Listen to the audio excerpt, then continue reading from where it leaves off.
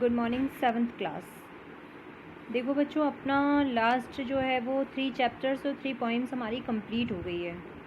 अब इसके बाद आज से यानी कि मंडे से हम लोग जो हैं वो अपना 4th चैप्टर स्टार्ट कर रहे हैं। होप दैट संडे आपका जो है वो आपने ऐसे ही नहीं गवाया होगा। अब तक के सारे क्वेश्चन आंसर्स आप लोग कर चुके होंगे, हार्ड वर्ड्स लर्न कर चुके होंगे और जो क्वेश्चन आंसर्स हैं वो भी आपने प्रिपेयर कर लिए होंगे। इसी होप के साथ, इसी उम्मीद के साथ हम जो है अब अपने नेक्स्ट चैप्टर की तरफ बढ़ते हैं। हमारा जो हमारा आज का 4th चैप्टर है, उस 4th चैप्टर का नाम है the ashes that made trees bloom. देखिए, the ashes that made trees bloom कि एशेज़ का मतलब होता है राख, ट्री का मतलब होता है पेड़ और ब्लूम का मतलब होता है खिलना। कि राख जिसमें पेड़ खिले, वह राख जिसमें पेड़ खिले। तो the ashes that made tree Bloom, कि राख जिसमें पेड़ खिले। आज हमारे चैप्टर का नाम यही है। हमारा ये चैप्टर एक स्टोरी है। अभी ये स्टोरी क्या है, किसके बारे में है, किससे रिलेटेड है, वो हम थोड़ा सा ऊपर पढ़ लेते हैं। बिफोर यू रीड, की स्टोरी को स्टार्ट करने से पहले जो दिया गया है, बिफोर यू रीड, हम इसे पढ़ लेते हैं। तो देखिए बच्चों, this is a story about an honest and hardworking old couple and their pet dog। कि आज जो हम ये कहानी पढ़ रहे हैं, यह एक बहुत ही ईमानदार, बहुत ही मेहनती वृद्ध जो दंपति थे, वृद्ध जोड़ा था पति पत्नी का, उनकी और उनके एक पालतू डॉग की है। आज जो हम ये कहानी पढ़ रहे हैं, ये एक बहुत ही ऑनेस्ट और hard working old couple and their pet dog की कहानी है। The neighbours are troublesome and the dog dies a sad death. कि देखिए, ये जो हार्ड वर्किंग एंड ऑनेस्ट जो कपल थे, इनके पड़ोसी अच्छे नहीं थे। इनके पड़ोसी अच्छे नहीं थे। ट्रबलसम का मतलब है कष्टकारी, दुखदाई, कि इनके पड़ोसी अच्छे नहीं थे। और एक दिन जो इनका डॉग है, वह भी एक बहुत सैड डेथ यानी कि बहुत ही दुख से भरी हुई मौत मर जाता है, बहुत दुखद मौत मर जाता है। The spirit of the dog gives solace and support to his master in unexpected ways. कि मरने के बाद भी कुत्ते की जो, उस डॉग की जो सॉल होती हैं, स्पिरिट जो थी यानी कि आत्मा जो थी, वह अपने मास्टर को, अपने मालिक को अनएक्सपेक्टेड वेज से क्या करती है, सॉलिश देने का प्रयास करती है, सांत्वना देने का प्रयास करती है। वैसे तो सॉलिश का मतलब होता है शांति। तो यहाँ ये बताया गया है कि यह story, this story is related about an honest and hard working old couple and their pet dogs, but their neighbours are not good and the dog dies a sad death, but after his death his spirit gives solace and support to his master. कि जो ये कहानी जो है एक बहुत ही ईमानदार और हार्डवर्किंग दंपति के बारे में है, जो वृद्ध थे, और उनके पेट डॉग के बारे में है। उनके पड़ोसी अच्छे नहीं थे और एक दिन उनके डॉग की भी बहुत दुखद जो है मौत हो जाती है। लेकिन मरने के बाद भी जो डॉग है, वह अपने मालिकों को अलग प्रकार से, आकस्मिक ढंग से, अनएक्सपेक्टेड वेज यानी कि बहुत ही चौंकाने वाले ढंग से, वह हमेशा उनको जो है सांत्वना देता है और उनको, उनके दुख को कम करने का प्रयास करता है। अब इसी के साथ अब हमारी स्टोरी को हम स्टार्ट करते हैं। तो देखिए, in the good old days of the daimios there lived an old couple whose only pet was a little dog। यहाँ बताया है कि, यहाँ देखिए, in the good old days यानी कि काफ़ी समय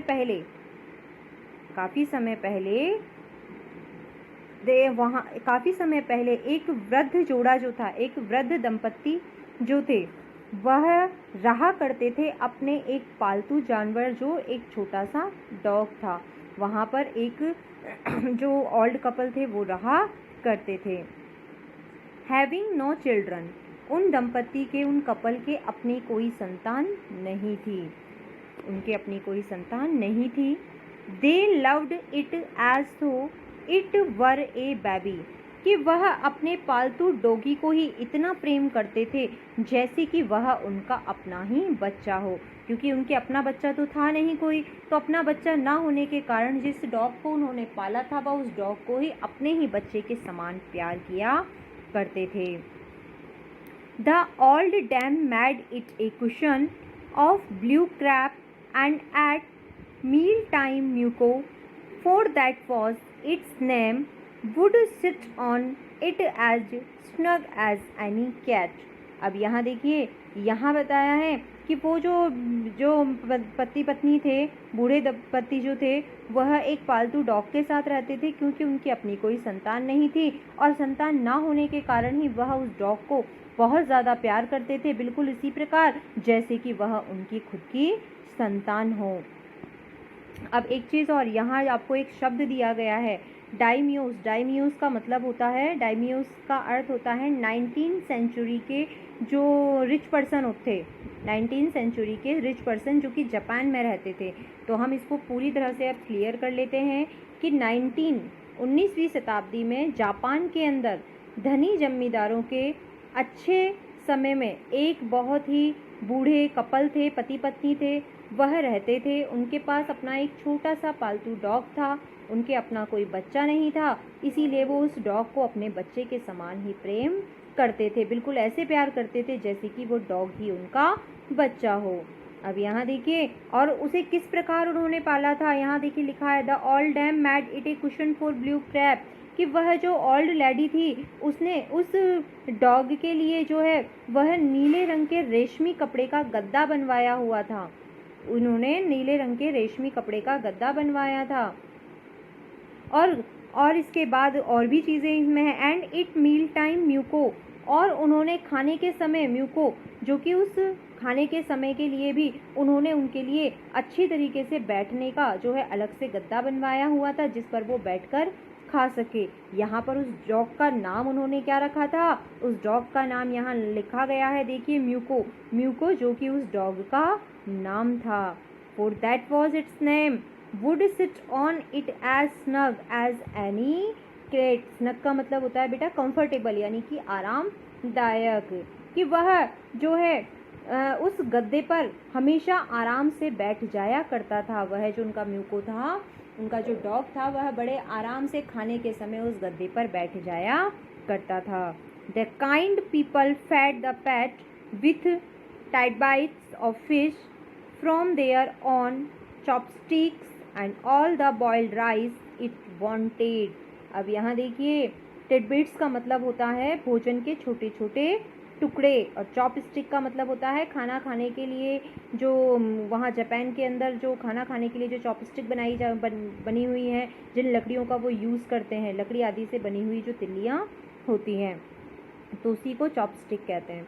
तो यहाँ देखिए कि वह जो है उसको जब भी खाना परोसना होता था या जब भी उसके खाना खाने का समय होता था म्यूको का, तो वह बड़े आराम से उस गद्दे पर बैठ जाया करता था। और वह कपल इतने अच्छे थे कि वह अपने उस पैट को, अपने उस म्यूको को, जो फिश थी, मछली थी, मछली से बने हुए यानी मछली का जो अच्छा सा भोजन था, वह भोजन को वो टुकड़े टुकड़े कर दिया करते थे और उसके बाद अपने ही हाथों से उसे चॉपस्टिक से खिलाया करते थे। जापान में आप देखोगे कि जैसे हम लोग जो है मैगी खाने के लिए फॉक का यूज़ करते हैं, वैसे ही वो लोग खाना खाने के लिए, मीट मांस खाने के लिए जो है वो चॉपस्टिक का यूज़ करते हैं। तो उन्हीं चॉपस्टिक से वह जो है उन्हें अपने ही हाथों से खाना खिलाया करते थे, स्वयं की चॉपस्टिक से उसे खिलाया करते थे।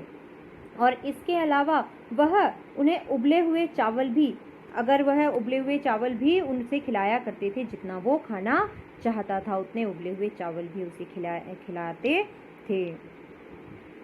Thus treated, the dumb creature loved its protectors like a being with a soul। कि ये देखिए, वह जितना जो कुछ भी चाहता था वैसा सब कुछ, सारी इच्छाएं उन दंपति के द्वारा उस डॉग की पूरी की जाती थी। इस प्रकार के व्यवहार किए जाने के कारण वह जो डम्ब क्रिएचर यहाँ जो है वो डॉग के लिए आया है कि डॉग बोलकर कोई बात बता नहीं सकता था, अपना प्यार प्रदर्शित नहीं कर सकता था, क्योंकि डॉग की जो बोली है वो इंसानों को समझ में नहीं आती है। इसीलिए यहाँ उस डॉग को डम्ब क्रिएचर कहा गया है। कि वह जो डम्ब क्रिएचर था यानी कि गूंगा प्राणी जो था वह भी अपने उन पालने वालों को जो है वो बहुत ज़्यादा प्यार किया करता था, क्योंकि वह जो है हमेशा उस डॉग को एक बच्चे की तरह ही प्रेम करते थे, तो वह भी उन्हें बहुत ज़्यादा प्रेम करता था।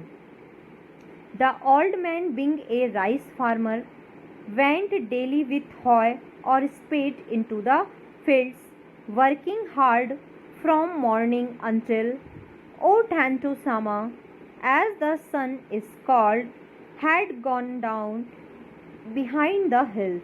कि देखिए वह जो बूढ़ा व्यक्ति था वह चावल उगाने वाला एक किसान था। वह जो बूढ़ा व्यक्ति था वह चावल उगाने वाला एक किसान था, इसीलिए वो रोज़ाना सुबह अपने खेत में काम करने के जो सामान थे, खुरपी और फावड़ा जो थे, उन्हें लेकर सुबह से लेकर शाम तक जो है वो पहाड़ों के पीछे काम करने के लिए चला जाता था। सुबह से लेकर शाम तक वो अपने खेतों में काम करने चला जाता था, तब तक जब तक कि सूर्य पहाड़ों के पीछे छिप ना जाए। देखिए और Tentosama as the sun is called, यहाँ टेंटोसामा जो है जैसे कि आपको पहले ही बता दिया, ये स्टोरी जो है वो जापान की है, 19th सेंचुरी की है। तो यहाँ जो सम वर्ड्स हैं वो आपके ऐसे ही दिए गए हैं, इसीलिए यहाँ ब्रैकेट में उसको क्लियर कर दिया है कि वह व्यक्ति जो था एक चावल उगाने वाला किसान था। वह रोज़ाना किसान होने के कारण ही वह रोज़ाना सुबह खेत में काम आने वाले अपने खुरपी और फावड़े को लेकर वह सुबह से शाम तक काम किया करता था। वो तब तक काम करता था जब तक कि सूरज जो था वह पहाड़ों के पीछे छिप नहीं जाता था, या पहाड़ियों के पीछे छिप नहीं जाता था। Every day the dog followed him to work, प्रत्येक दिन जब वह इंसान काम के लिए जाता था या बूढ़ा व्यक्ति जब भी खेतों में जाता था तो वह पालतू डॉग जो था वो खेतों तक उसके पीछे पीछे जाता था। वह पीछे पीछे कहाँ तक जाता था? खेतों तक जाता था। नेवर वंस, यहाँ तक हमने पढ़ लिया है, अब इससे आगे हम देख लेते हैं। Never once harming the white heron that walked in the footstep of the old man to pick up the worms.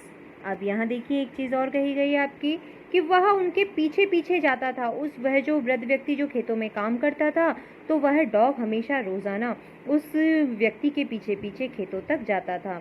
लेकिन म्यूको ने कभी भी वहाँ जो बगुले थे, देखिए यहाँ लिखा गया है man's pick up the worms, कि वहाँ उन्होंने वाइट हेरन यानी कि सफ़ेद बगुले जो थे उन्हें कभी भी कोई नुकसान नहीं पहुंचाया था। वो वहाँ जाता तो था लेकिन वहाँ घूम रहे जो वाइट बगुले थे जो कि वहाँ घूमते थे, उन्हें उसने कभी भी किसी भी प्रकार का नुकसान नहीं पहुंचाया था।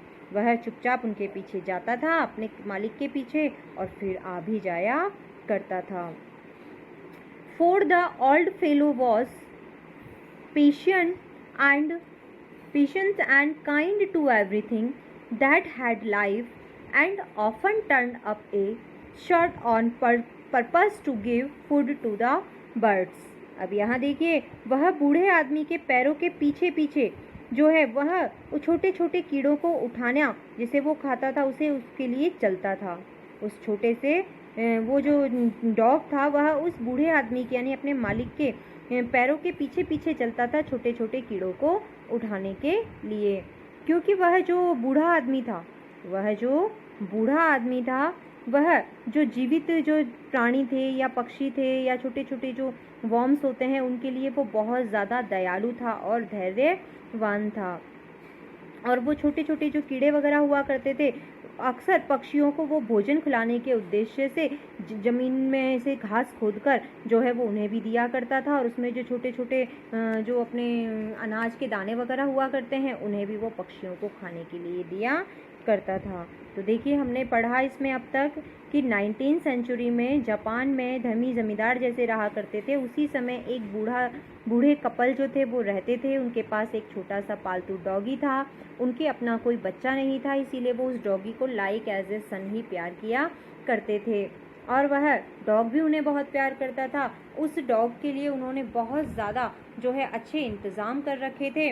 वह डॉग के लिए उन्होंने, उनकी जो लेडी थी यानी कि जो महिला थी, उस महिला ने उस डॉग के लिए नीले रेशमी जो कपड़ा था उसके लिए एक बहुत अच्छा गद्दा बनवाया हुआ था। जब भी उस म्यूको को, उस डॉग का नाम म्यूको था, जब भी उसके खाना खाने का समय होता था तो वह उस गद्दे पर बैठ जाया करता था। और वह उसे डॉगी वाला खाना भी नहीं देते थे, वह उसे वही खाना खिलाया करते थे जो खाना वो खुद खाया करते थे। वो मछली यानी कि फ़िश के टुकड़ों को जो है उसे छोटे छोटे टुकड़ों में काट कर उसके बाद अपनी ही, जिससे वो खुद खाना खाते थे, चॉपस्टिक, उन्हीं चॉपस्टिक से अपने हाथों से उसे खाना खिलाया करते थे। वो मांस के टुकड़े खिलाया करते थे। और वह बॉइल्ड राइस जो खाते थे, वो जितना म्यूको बॉइल्ड राइस पसंद करता था उतना उसे भी खाने के लिए दिया करते थे। वह जो डॉग था वह उनके प्यार को अच्छी तरीके से समझता था और वह बोलना तो नहीं जानता था लेकिन वह भी उनसे बहुत प्यार करता था। और जब भी वह वृद्ध किसान जो थे, जो कि ओल्ड फार्मर थे, वह पहले ही बता दिया कि वो ओल्ड फार्मर थे, वो जो है वो राइस उगाने का काम किया करते थे, चावल उगाने का काम करते थे। इसीलिए वो सुबह सुबह ही अपने खेत में काम करने के जो सामान थे, खुरपी और फावड़ा, उसे लेकर खेतों में चले जाया करते थे और सुबह से लेकर शाम तक वही मेहनत किया करते थे। और तब तक मेहनत करते थे जब तक कि सूरज पहाड़ी के पीछे छिप नहीं जाता था। जब सुबह सुबह जो है वह वृद्ध व्यक्ति अपने काम के लिए निकलते थे तो वह जो म्यूको था, वो जो डॉग था, वह भी उनके पीछे पीछे जाया करता था। लेकिन वहाँ वो खेतों में बैठे हुए सफ़ेद बगुलों को कोई नुकसान नहीं पहुँचाता था, बल्कि वह तो अपने मास्टर के पीछे पीछे चलता था छोटे छोटे कीड़ियों को उठाने के लिए, क्योंकि उनका जो मालिक था वो बहुत ज़्यादा दयालु था और वह ज़मीन में से दानों को बीनकर या घास काट कर जो है वह वो पक्षियों को खिलाने में बहुत विश्वास रखता था। इसीलिए वह इस काम में उनके पीछे पीछे ही रहता था। तो बेटा इतना हमने आज इस स्टोरी को पढ़ लिया है। इससे आगे की स्टोरी हम नेक्स्ट डे कंटिन्यू करेंगे। आप लोगों को वैसे स्टोरी ज़्यादा टफ नहीं है, समझ में आ गई होगी, लेकिन फिर भी इसको एक बार रिवाइज़ कर लेना। वर्डिंग आपको मैंने बताई दी है। वाइट हेरन का मतलब है सफ़ेद बगुला, ठीक है। और आगे के वर्ड्स भी आपको बता दिए हैं। इसमें जो आपके हार्ड वर्ड्स हैं अब तक के वो सारे कर लीजिएगा, ठीक है।